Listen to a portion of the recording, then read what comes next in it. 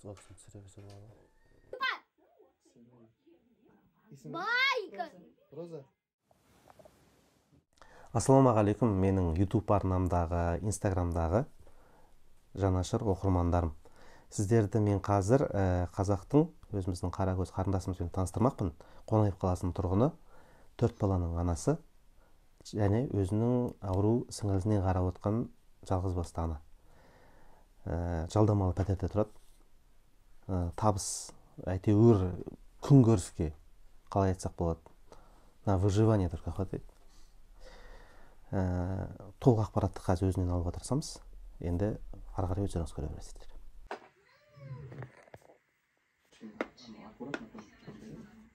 Мадинаның шаңырағындамыз. Қазір Мадинадан бұйырса сіздерге қызық болатын сұрақтарды сұраймыз. Мадина, сіз өзіңіз қай жыл тұрмыс құрдыңыз? Мен тұрмыс құрғаным енді ол жастайымнан тұрмыс құрдым. Бірақ бірден болмады, 2 тұрмыс болды. Содан 4 балам бар. Үлкенім студент, 3-ші курс, кішім 8 жаста. Оқушы бәрі. Платныйда оқиды студент. Қанша төлейсіз жылына? 463 мың. 463 мың. Балаңыз жұмыс істеп кішкентейін таба алмайсыз? Каникул кезінде жұмыс істеді, көмектеседі. Үлкен қыз 11-ші класс оқиды, ол да оқуға түсетін уақытта дайындалып қалды. Осы үйде тұрасыз? Қанша болып тұрып отқаныңызға? Арендада уже мына жақта 7-8 айдай болып қалды. Бірақ сыросттар шығады. Көріп отырмыз. Қанша төлейсіз? Қол суық. Айына 50 мың бұл жерде. 50 мың төлейсіз. Негізі Қонаевта қаншадан болып отыр бағалар? Ой жақта қандай бағалар? Мысалға, благоустроенный. Благоустроенияларың, однокомнатныйларың 18 миллион деп тұру, 17. Жоқ, сатып алу емес, жалдап тұру.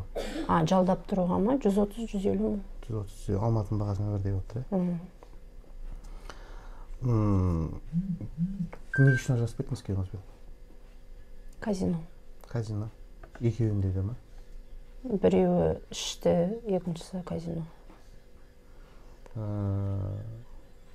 Қазір хабарласып тұрсыз балаларға көмектеспейді. Бұндай жағдайда өмір сүріп жүргеніңіз қанша болды? Негізі өзім өмір жұмыс істеп келдім. Өзім тауып, өзім неттім. Күйеуім болса да, болмаса да өзім тапқам. Өзіңіз сүйреп келесіз? Балаларды? Мамам қайтыс болғалы 12 жыл болды. Сол кезден бері мына қыз менің мойнымда. Оға дейін мамам өзі қарайтын. 12 жыл болғанда қарап келатқан. Қайтыс болған. 12 жылдан бері сіз қарап келатсыз, Оға дейін де мамам қасында мен болдым. Өзім кішкентайымнан қарастым. Өзімді мама дейді. Өзім қызым сияқты. Қай жылға? 88-ші жыл. 34-те. Кішкентайынан осындай туылған. Рожденный. Қалған туыстарыңыз, жақындарыңыз бар, енді әркім өзінің шаңырақтары, бала-шағалары. Араласып тұрасыз ба? Когда как? Араласса. Ағайын әңгімесі ғой, бар болсам көре алмайды, жоқ болсам көре алмайды. Дәл солай болып тұр.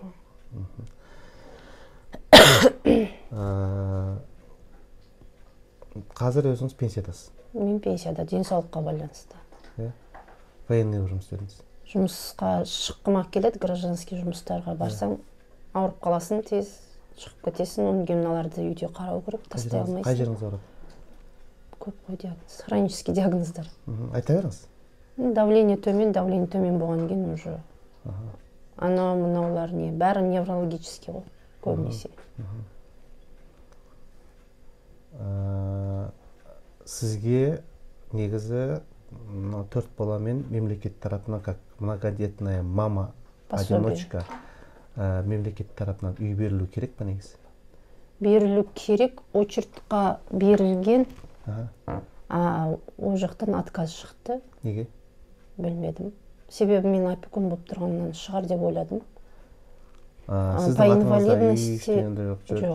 инвалидности сіңілім тұр, бірақ 2009 жылдан бері вообще қозғаусыз. Бірақ мемлекет тарапынан негізінде сізге жеңілдетілген бағдарламамен жалғыз бастағына, көп балалы жалғыз бастағына ретінде сізге үй берілу керек. 2%-бен ипотечныйда шығу болу керек дейді да. Бірақ енді оған мүмкіндік опять. Ал сіз ол үшін бір определенный негіз первоначально төлеуіңіз керек, содан ары қарай несін төлеу керек деген мәселелер бар, Иә. Первоначально білдіңіз бе, неше төлеу керек екен? Енді ол үйдің суммасына байланысты. Қанша Үйді өзің жылға. табасың ба? Жоқ әлде мемлекеттік бағдарламамен салған жаңа үйлерден қарау керексің ба? Солай ғой деймін. Иә. Вообще негізі ол мәселеде сіз ары бері жүгіріп өзіңіз біліп пе едіңіз? Білгем. Сол барғанда кредитің бар деді. Ол кредит жаппай, уже ары қарата уже әңгіме айтпай қойыңыз деді ғой. Қанша Толық кредитіңіз жоқ бар? доходың жетпей қалады деді. Қанша кредитіңіз бар? 2 кредитім бар, біреуінен 30 мың, біреуінен 17 мың төлеймін. Жоқ, общий суммасы қаншалықты? Остатығы ма? Қазіргі 500 мыңдай бар. 500 мыңдай кредит. Қалғандығы. Не үшін алып едіңіз оны? Оқуға алғам. Балалардың оқуға. Неше түрлі жағдай болады, сол керекті жағдайға ғой. Бет алды ала бермейсің, тоже. Үкіметте бере бермейді ғой, жөні жоқ. Керекті заттарың, бытовой техника мысалы керек болады, сондайды аласың. Әкелермен бірінші күйеуіңізбен, екінші күйеуіңізбен мүлдем балаларына хабарласпай ма? Көмекте жоқ, Олар хабарласпайды. ол кісілердің туыстары. Жоқ, Ешкімге көмектеспейді. жоқ. Сұрасаң да бермейді. Жаңа өзіңіз айтқандай ғой, бар болса бар, жоқ болса Жоқ, демейсіз, өз туыстарыңызға ешқандай андай бір көмек. Бұлай гражданский ешқандай жұмысқа шықпайсыз, себебі көбіне жаңағы... Қазір сабақ уақытында, егер балалар каникулда болса, шығамын жұмысқа. Ал қазір сабақ уақытында... Жұмыс болғанда да подработка ғой, әшейін, Иә. не істейсіз сонда? Енді жұмыс болғанда магазинге, бір жерге шығасың. Кассаға? Әртүрлі. Пенсия қанша аласыз? Мен өзім 60 мың аламын. 60 мың пенсия, 60 мың. Пособиямен қосқанда, вообще үйге келетін доход қанша? Пособием 50. 50, 110 мың. Сіңілім 70 мың пенсия алады. Плюс опекунствосы бар. Общий доходыңыз неше? Сонда үйге түседі? 200-210 болады. 200-210, получается 4 балаңызбен, бір балаңыздың оқуы бар, 3 балаңыздың киім-кешек тамағы бар. Күндік жолы бар. Күндік жолы бар, арғы автобуспен барасыздар, Мына жер мектептен қанша уақыт жүресіз? Сабаққа ма? Енді мына жердің условиясымен енді осы автобус деген толып күйеді ғой.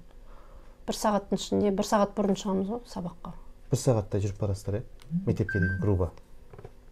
Иә, пока очередіңді күтесің, пока автобус болса автобусыңды күтіп жетіп болғанша, сол 1 сағат уақытың кетеді. Сабаққа жеткенше.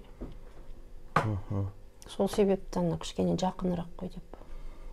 Қазір енді хотя бы сіз ойлап тұрсыз ғой, бір жақынырақ бір жерден пәтер болса, қымбатырақ болса да сырыстаңыз, И негізі мәселе кредитімді жауып алсам деп тұрсыз.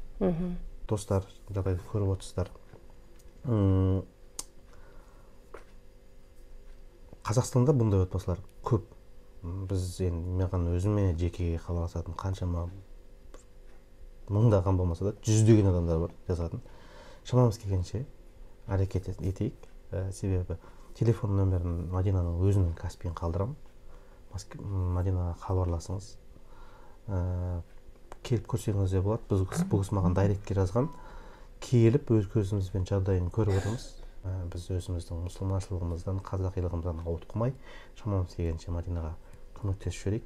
Мына жақта, по-моему, не? Монша. Монша, иә, тақалып тұрған. Сонда осы бөлме, ана бөлме, сосын ар жағында. Осы үш бөлме, получается, жилой 2 бөлме, иә? Сіздер, получается, мына жердегі бөлініп жатасыздар ма сонда? Күзетіп шығыңыз. Сіздер сонда осы мына бөлмеде, осы жерде балалар жатамыз ана үстінде? Мына созылады, тақтай? Мынау ашылады, анау да ашылады. 2-2-ден жатамыз. Мына жерде 2-ден, ар жағында? Иә. Мынау спальный. Мына жақта 2 қыздар жатады. Сырыстың несі байқалып тұр, иә? Кіріп келсең. Пол суық. Нағыз мәсімен жүреді төсте. Привет. Иә. Сәлем. Атың кім? Сөйлей алмайды. Сөйлей алмайсың?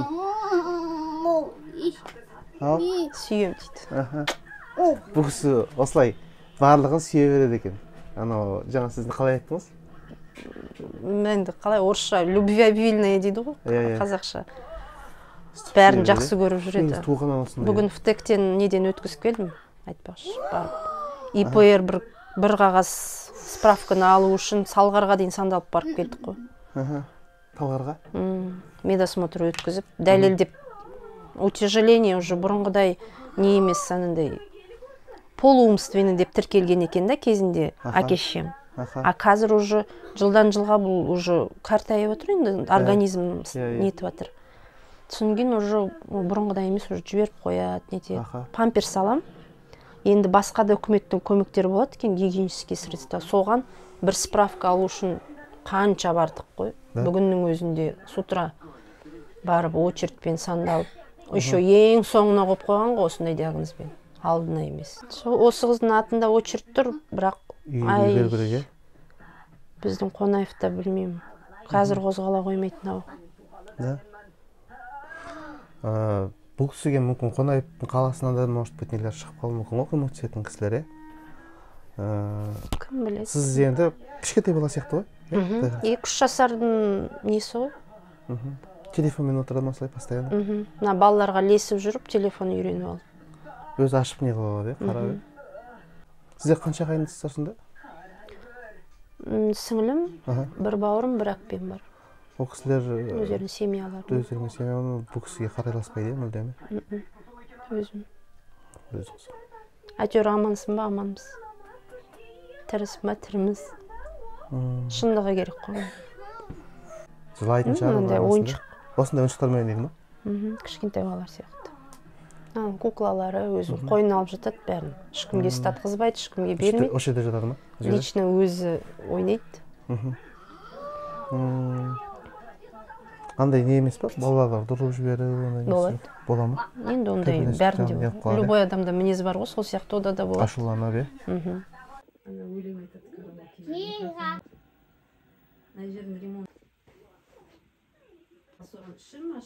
жасаған еңбегім ай, көшіп отқан жерімізде ремонт жоқ.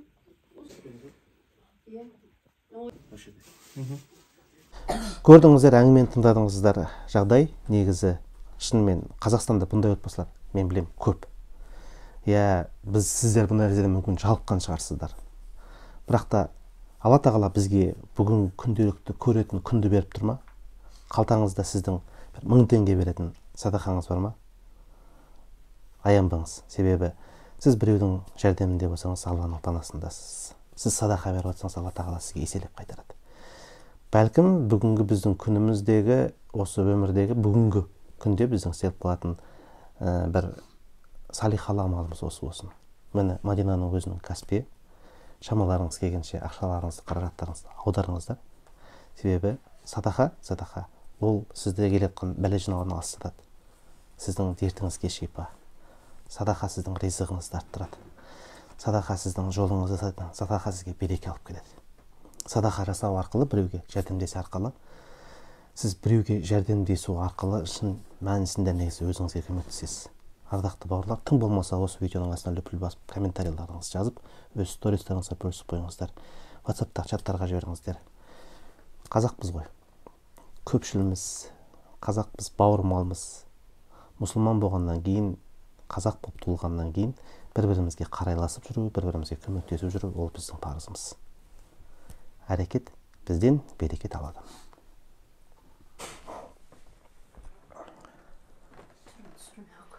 Қатардан қалмауға тырысамыз. Балалар өз қатарынан қалмаса екен деп тырысасын, әйтеуір. Титтей нан болсын, мысалы, үйден лағман созып сатасын, болмаса біреудің бір нәрсесін тігіп бересін деп қолдан келгенше бір әрекет қыласыңды. Қатарынан қалып қалса, бір уже жас келгеннен кейін уже қорқа бастайсың да, артыңа қарайлап, мыналар қалмаса екен деп тырысасың ғой. Өз қатарынан қалып қалмаса деп. Иә.